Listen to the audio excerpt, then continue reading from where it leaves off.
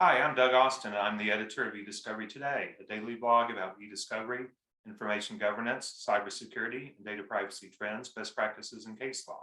Welcome to another edition of eDiscovery Today's Thought Leader interview series, where we interview thought leaders in eDiscovery and related legal technologies. Today, we're conducting another thought leader interview by video, and our guest is Greg Buckles, founder and principal consultant of the EDJ Group, covering the information governance and eDiscovery markets. Greg's market research and consulting practice focuses on the intersection of enterprise technology and discovery. Greg has over 30 years experience in roles spanning law enforcement, legal service provider, corporate legal, law firm, and legal software design. This deep and diverse background combines with constant exposure to the discovery challenges of Fortune 500 and AmLaw 200 clients to provide a unique industry perspective. Greg blogs and manages the eDiscoveryJournal.com site, as well as dabbling in tech startups. And he's a longtime colleague and friend dating back to the eDiscovery happy hours we used to have here in Houston. Hi, Greg. Good to be here today, Doug. So this interview's focused on a particular theme. Greg's analysis of the Internet Minute infographic that eDiscovery Today and LTMG published last week. So I'll be asking him about the infographic, his analysis of it, and how it relates to industry trends. Ready to get started? Certainly. All righty. So as I mentioned, you conducted an analysis of the Internet Minute infographic published last week. What was the objective of that analysis, and how did you go about conducting it? Well, Doug, you were kind enough when you created the content behind the infographic to give your homework, so to speak. And as soon as I saw that you'd given the where you got your numbers from and the links to that and how you did your calculations on it, it immediately got the recovering analyst side of me spinning around going, well, wait a minute. Okay, if I've got his numbers, I can take that and I can push it to see what is the actual impact, not just of what is in the stream in every minute, but what is how long did it take to create all that content and how long did it take to consume it, given some fast off the cuff internet metrics, because this is not a research project for a client or even for myself to dig in. Instead, this was that Doug made something really cool and I want to see if I can expand on it and look at what does that mean in the impact on the world? Because I'm spending a lot of time right now actually looking at time and how long things take and what is the impact of our growing information overload. And so you gave me nice, diverse numbers for me to come back and look at and say, what do you mean you're looking at 25 million hours per minute of creation and consumption of digital content? You know, and that number is a wild guess somewhere out there, but it's got enough foundation behind it that to me at least gives us some interesting perspectives to look at it on there. Absolutely. Yeah, and so do you want to kind of walk us through that and Sure. sense of what you did there? Let's take a quick look at what did we do in playing with this. So we started with your lovely infographic, breaking down different types of content. And I really appreciated the fact that you seem to really be, oh, one sec, let's hit the share button. There we go. It takes two buttons on share and Zoom, not just one. Right. You started by giving us a really interesting breakdown on the different data types. And I get the feeling you really kind of going for showing all the different diversity and its potentially discovery impact on that, because that's kind of what it felt like to me. Yes, what I really, so the Internet Minute infographic has been produced by a social media a kind of guru for several years. She stopped doing it last year, at least didn't do one last year. And after kind of pestering her to do one, I said, hey, why not do our own? So I wanted it to be focused a little more eDiscovery centric, where we're looking at the various types of data that conceivably could be involved in eDiscovery or related technologies. So, the data we discover across a wide variety of platforms, still obviously impacting what happens in the internet every minute, but to give people a sense of kind of what the traffic is out there today with not just email and text and social media platforms, but collaboration apps and even chat GPT. So that was my goal. And then obviously you took that and ran with it to do some really cool things. Right. So when I look at that, I can come back and you very handily gave your for each one of those data sources, you gave emails sent per day and worked it through as to how many that ends up per minute. You gave the links to it.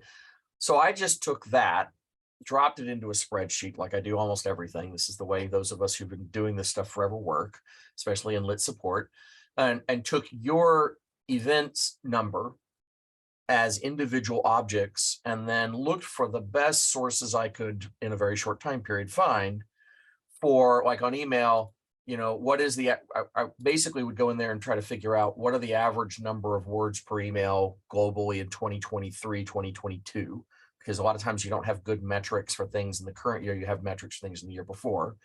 So they found a good source, gave the source in there 434 words per email on an average.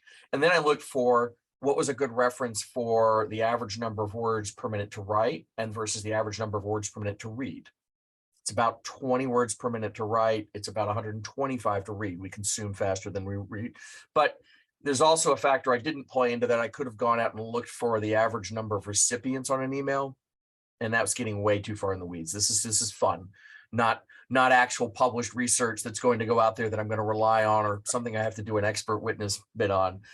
So you run the calculation on that to look at, that's about 8 million hours per minute to write of everybody out there in the world writing emails. And it's 1.3 million consuming them every minute, which certainly adds up to the amount of time it takes me every morning to go through and triage my inbox, and then go in and do the respond to the top 5 or 6 ones that I've got to do off the top that are in the couple hundred word writing block. And I just did that same model through each of the data sources that I could find data for. There was a couple I couldn't. There was some ones that just weren't good data on, and those I just kind of dropped and said, I'm not going to try to invent something that I don't know about. Or for things like you had a really cool graphic on there or piece of info on the number of kind of fake Facebook accounts created per minute versus the ones how many they stomped per minute. That's all machine time at that point, pretty much. So I didn't even bother going there. And then I took those numbers, added them up, did a percentage graph to just kind of get a feel for who was the big ones. Where's the real money? This is just a faster, easier way to look at it. And then the raw numbers, looking at, Instagram and email, that makes sense. You've got all this, I think Instagram was an odd one in that you consume it incredibly quickly. But as someone who owns an Instagram channel for all of my wildlife and underwater photography and art photography that I do, it can take you, a single picture might take me half an hour, 45 minutes of post-processing. Then it goes into folders and files. And then every day it gets a couple of them get posted up just so that I'm keeping consistency and I'm actually having fun picking the ones I like and putting them up. I found a resource that basically said for most people who are publishing actively on Instagram, they said it was about an hour and 20 minutes per post. I cut that down to an hour because I think that there's some averages, and that's a professional poster versus I'm running around just having fun taking pictures and selfies. Makes sense, yeah. So there's a lot of movement around that, but this basically gives you an idea of how did I create it and what I was looking for.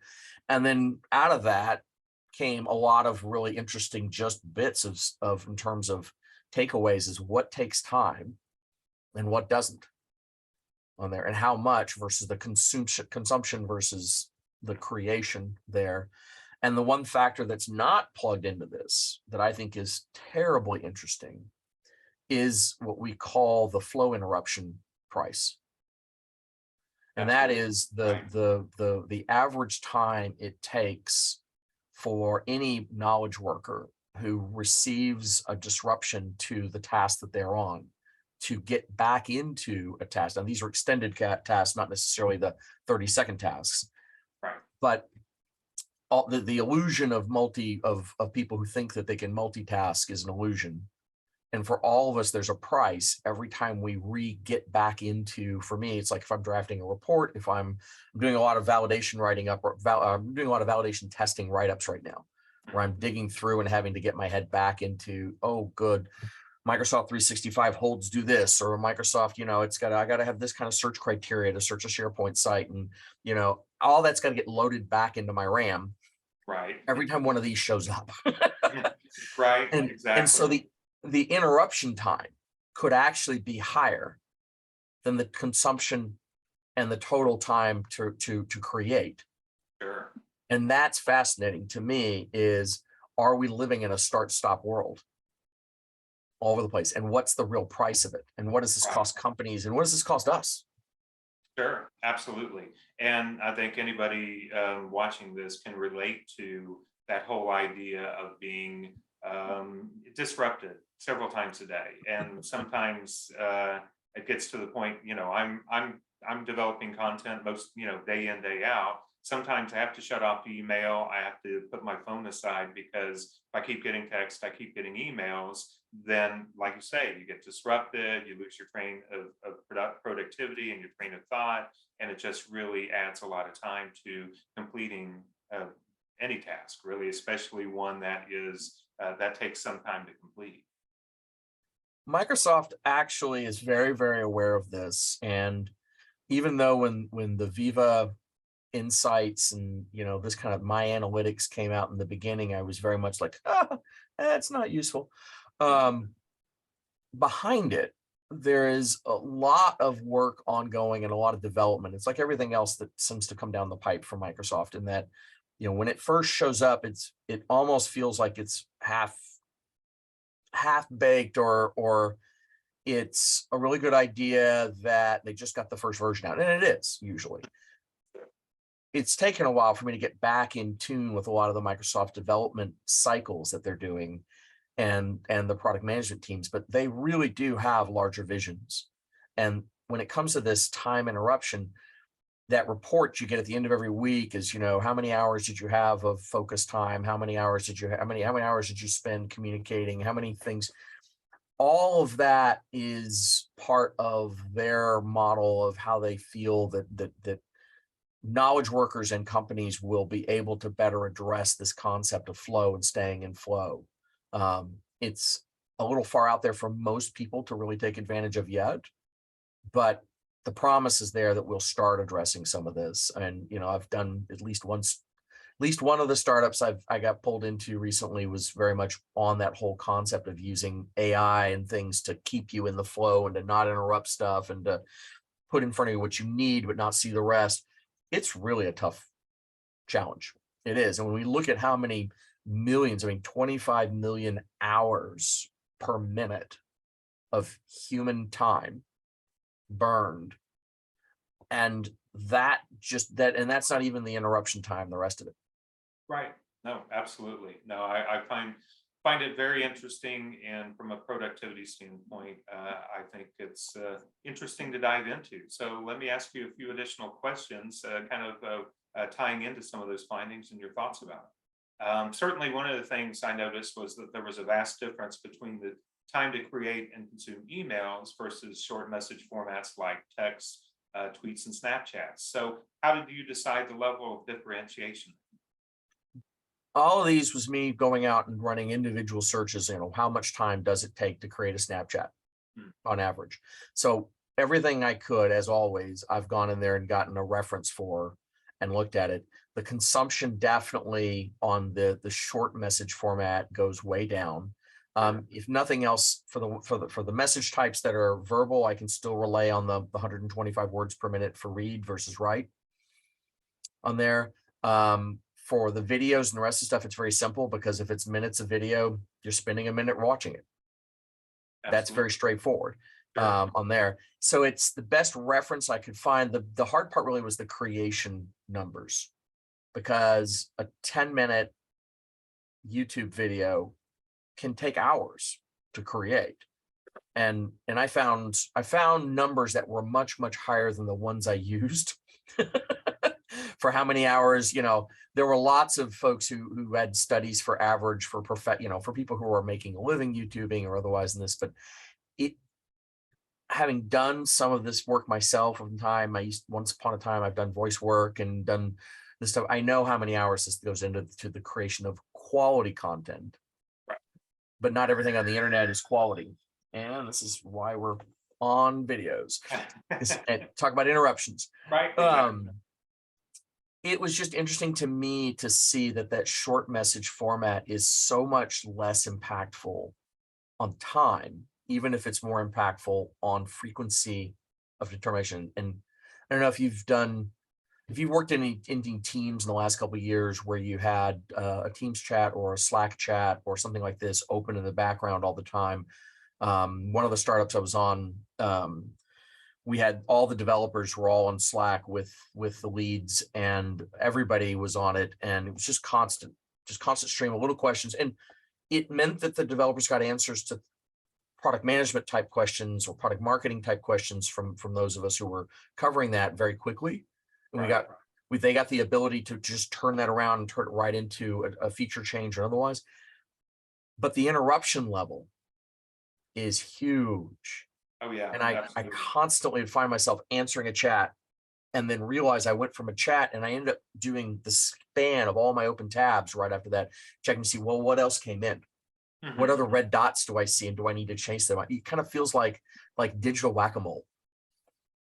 Absolutely. Yeah. And, certainly one of the questions I was going to ask you was, and I think the use of Slack, especially the growth of the use of Slack in Teams and what have you in recent years, obviously it's gone up considerably because of so much remote and hybrid work. So how do you think that trend has affected these numbers over the past few years? Well, the pandemic pause forced such, this was just a massive, it's in one sense, it's kind of like, I see the pandemic in one sense as training the digital corporate economy and for skydiving, in that corporations have been looking out the window of the airplane for the last 5 years going, no, I don't like it yet. No, I'm not sure about it yet.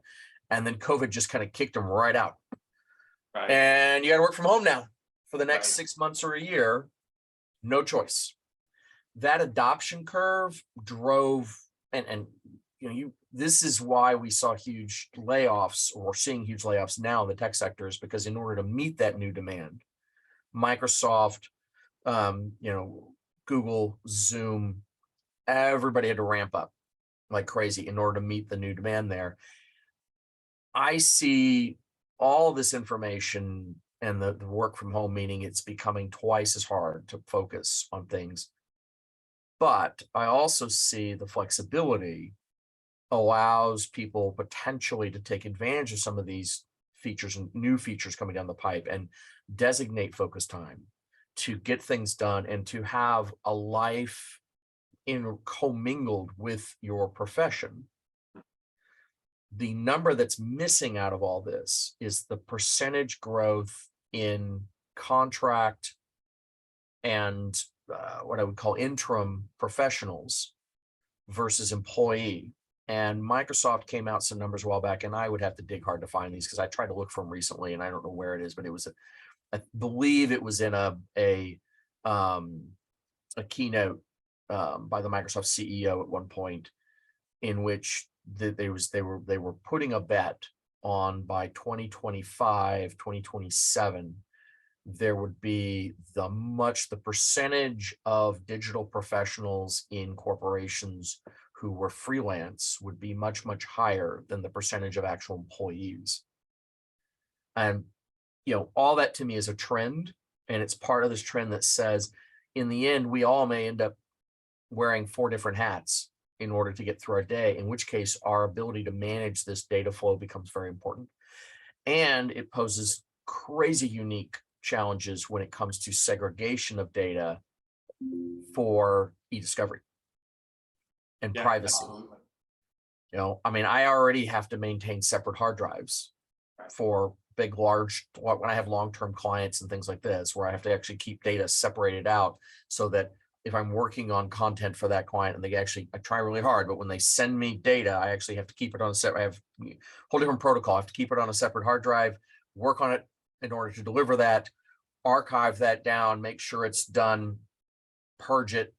And I had a inquiry recently asking about some data from 2016 from a lot of large, it was a client purchase request for proposal that was done to like 60 different providers, and there was some great data out of it. And I remembered I had worked on it, and they were asking about 2016 dates and times. And you know, it's hard because a lot of that data you have to flush it. Right. You can't keep it, but that's fine when we're talking about independent professionals, not employees. So data management, I mean, looking just at all that data that's generated, because I didn't even go to the volumes. Mhm. The next number on that chart could have been how many terabytes per minute. If you took the average sizes of all that, and you look at like the average size of a minute of video, a minute of a Snapchat, and you ran that, then it becomes very interesting. Like the only number I had to do on that was the mobile downloads. Mhm. The only way for me to get number of minutes to kind of consume or create for mobile downloads was to get the average size of the mobile download and then divide it by the megabits per second on average that most people get on mobile, which is how I came up with about a 20-second for the average app installation. Okay. Interesting. Yeah. That is, yeah, I certainly see the trend coming where, and I'm already seeing it in the people I'm working with a lot more freelance people, contractors, what they call, I think they call them gig workers, I guess that's the term.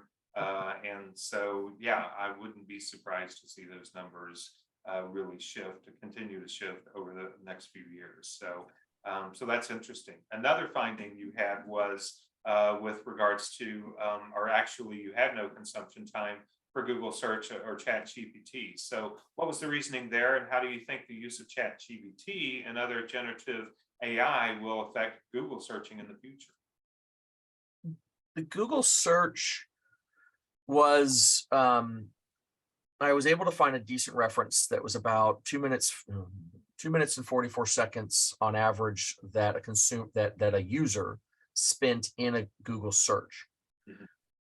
That's me finding information, which is why I plugged it into the creation.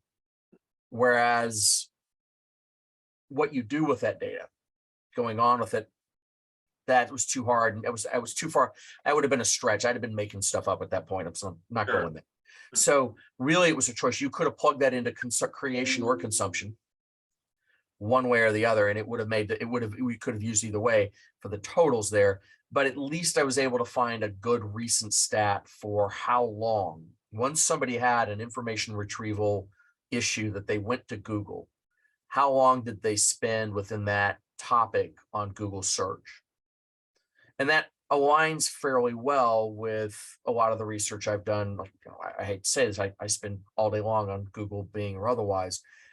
I'm trying, and I'm working with some of the new Bing search expansion, the GPT expansion on things. It's hard for me because as a lifelong digital searcher, and those of us in eDiscovery are kind of consider ourselves to have a tremendous level of Google foo. I have patterns. I know how I can skip through a search process to see patterns, to go back, to have multiple windows open and multiple searches running simultaneously and jump back and forth between them in order to harvest what I want to harvest. So having an AI take what I'm doing and come back and say, look, this is what I found. It's not yet that useful to me because too many times when I read it and I compare it against my searches, it's sounding great, but there are pieces that are wrong or inverted. Right. So the or conclusions, highly general, because that's what the responses tend to be. yeah, Yes. it's a tremendous, I think you and I had this conversation a little while back where you were saying that on the writing side, it's interesting to see what it creates to help you think about it in a different way, different perspectives, because it will find things that you didn't know you were looking for, which is what I like about it. And it on a search quest or an information retrieval, it will pop up things from the corpus that I didn't even realize I should have been asking about. But I can't take its product and just plug it in anywhere. I can't take its product as without validation and verification. I know in GPT-5, I've seen articles out of the team at OpenAI, and there was an interview that I watched on the CEO recently, Sam, I can't remember his last name, in which they are looking at validation of or verification of the information as being part of the model beyond just generative assembly of the text. Right. And that's an interesting point in GPT 3 and 4. It doesn't care if it's right or wrong. It just cares how well it sounds. Predictively, does do the words fall in place? Right. Right. Well, and also its cutoff is sometime, I think, like November 2021. So you're always, if you're dealing with any topic that really needs current, up to the date information, you're not going to have that with the generative AI, at least ones they've done so far.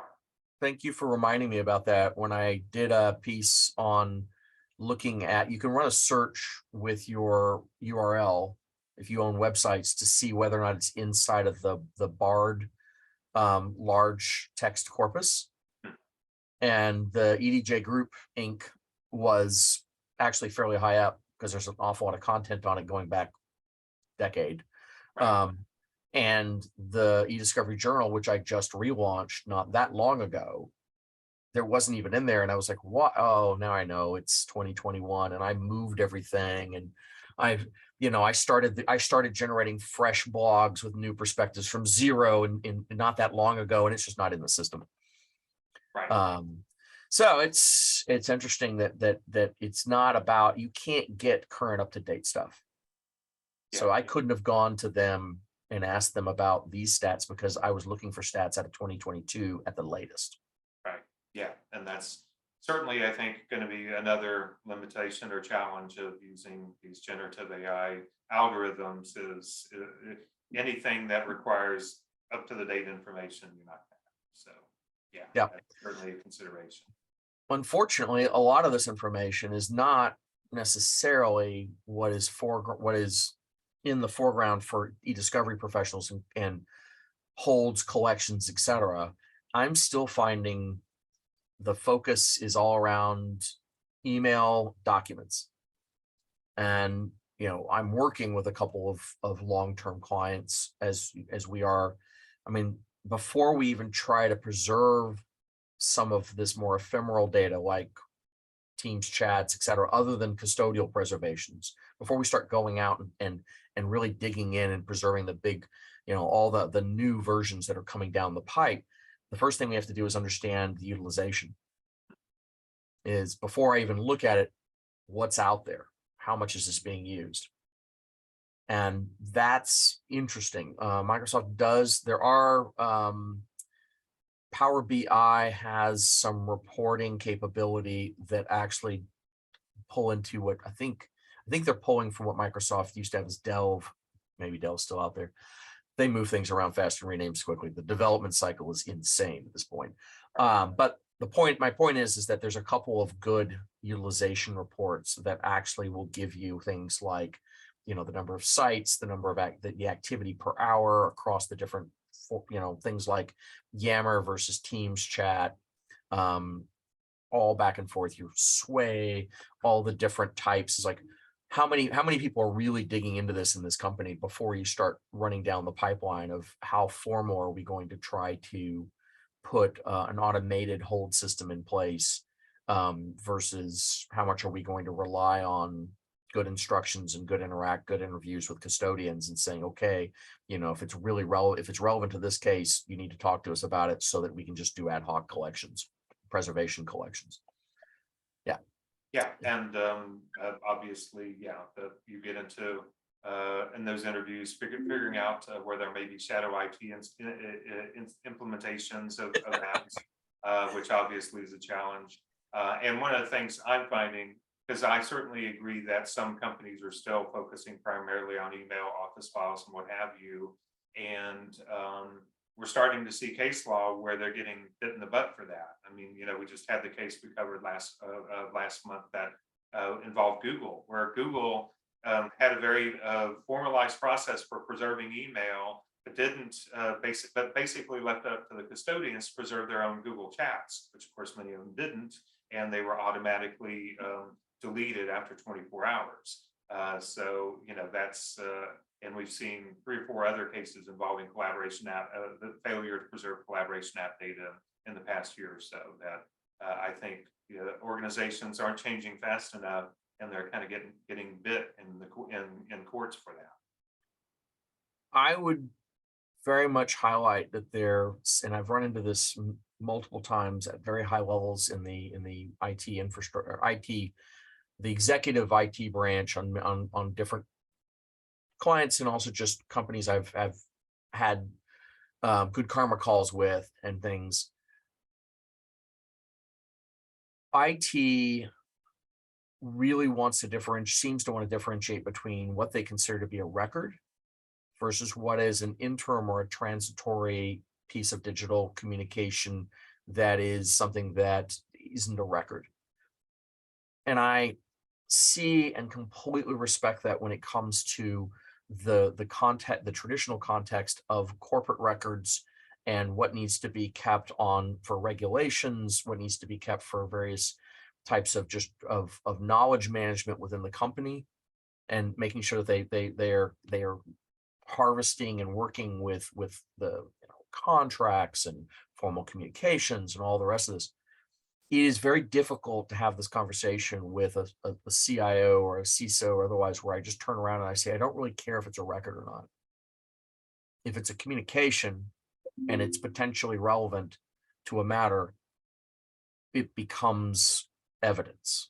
Right. Evidence is evidence, whether it's in, all the way down to this, going all the way back to my roots to the Slack space in there. It's still evidence at this point. And if it's relevant or potentially relevant, we have a requirement to go in there and be able to preserve it at some point. So that's a struggle there, because I hear this all the time. Well, Teams is not a records repository. It is an interim collaborative working area.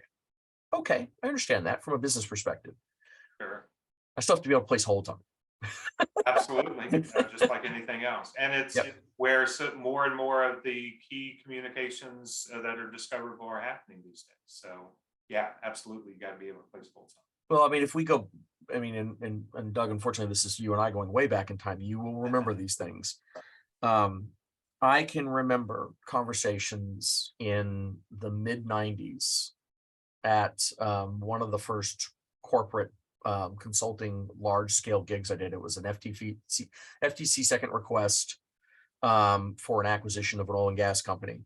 And I remember a senior internal counsel, AGC of litigation, who just turned around and was like, emails are not documents. They're not evidence.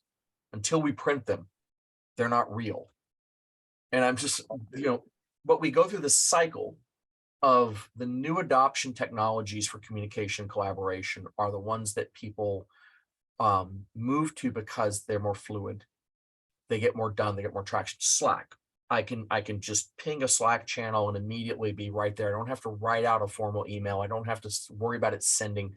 And Slack gets recognized. One of the numbers that came up, interestingly enough, on all the time, was I actually stumbled into marketing response rates, and text messaging had like an 85 or 90% response acknowledgement rate, meaning that 85 to 90% of the texts were actually read by the end consumer. But email over the last 10 years has dropped way off. So large volumes of email are sent but never read. So this is basically your how well is my marketing campaign doing type numbers. But I stumbled into that in the middle of trying to get all the numbers, the rest of it. And it just struck me that we're always looking for the newest channel that will get it the most in somebody's face, that will get the best response out of. When we chase those new data sources, and I'm thinking a lot right now about Microsoft's new Fluid Documents or Loop, all the ones where I'm literally working on a shared document in real time, that I don't even know where it lives at this point, because that's my nightmares. There's things out there that I can see, but I can't find them, for my clients and for when I get asked to step in occasionally and actually do an investigation. Still happens every once in a while, especially when it's exec level work. But you and I will know that this is like a cycle. Remember when email first got really popular in corporate, and we saw all kinds of crazy stuff in email. I mean, people were sending stuff that I would have never thought to send. And we had that, once upon a time, I had that 5,001 rule. For every 5,000 email we read, one person got fired. And then over time, it got less and less and less because people got used to it. And there were the standards of what's acceptable and what's not. We're seeing the same thing in, chat, and now moving to other types of live sharing systems for what is acceptable, what is not, what is professional, is not. And that line between professional and personal is definitely blurred in ways I never would have thought. Yeah. I like the term perceived informality, which email once had, and I think these chat systems have currently, and that ultimately I think will change as well, but it will take some time for sure. Always the danger area, but frankly, it's the cutting edge that makes it fun, that makes our lives still interesting. And I don't know about you, but for me, it keeps me relevant with my clients, because I'm willing to get out in there and dig into this stuff as it's happening and try to keep ahead of it, because I know that they're going to be asking about it next week. Right, absolutely. Yeah, it does. It's job security for both of us, Greg, right? Indeed. But thank you very much for writing, for doing the infographic. It was fun. I loved being able to take it and expand it out to kind of what is that impact on the world. There is no differentiation in those numbers between business and personal. That's just pure data and time. And as I said, those are pretty much ad hoc, but I'll do my best to publish out, at least to have this as a background download, and it'll get you a copy. I think you've got a copy already on it, so that people can play with it and do their own extrapolation. Maybe somebody will take it and generate what is the volume created? Sure, absolutely. So yeah, obviously we're doing this interview about it. You'll publish a post about it and provide that detail that people can look at beyond this interview. So between the two of them, then they can kind of have some fun with it and pick my numbers apart and your numbers apart, and see, and that's what makes this fun, right? Yep. Especially when it's not something we have to do as actual professional work product. Right, exactly. It's a whole different standard. Exactly. This is fun stuff we can do. So I want to thank you, Greg, for the interview, and I want to thank all of you for tuning in to another edition of eDiscovery Today's Thought Leader Interview Series. See you next time on the eDiscovery Today video network. Goodbye.